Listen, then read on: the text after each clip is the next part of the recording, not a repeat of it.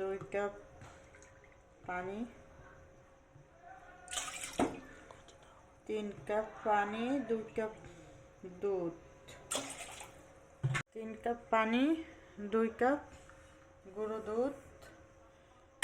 আর এটা ভালো করে মিশাইয়া পরে একটু ঘন করে নিতে হবে।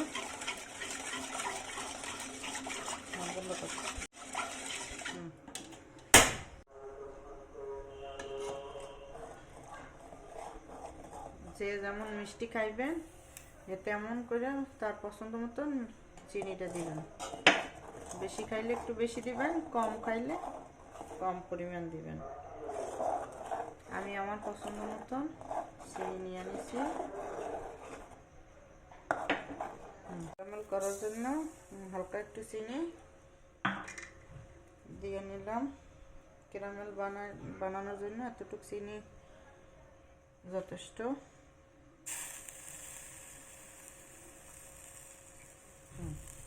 এটা এখন আমার ক্যারামেল একটু দুধের সাথে মিক্স করে তারপরে ওই দুধটা ঠান্ডা করে একবারে আমার দইয়ের টলের মধ্যে পাতিলের মধ্যে আমি দেব।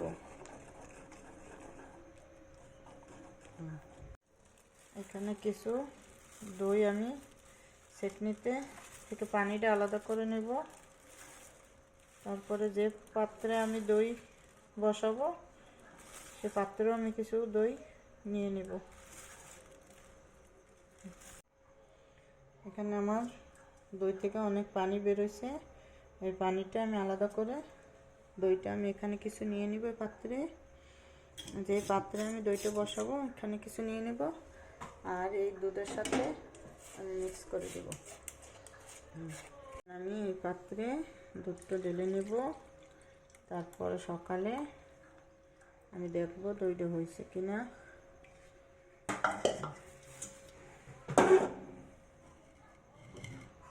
কালকে আমি যে দইটা পাচ্ছিলাম সারা রাত ছিল, এখন আমি উঠেই দেখি যে কেমন হয়েছে।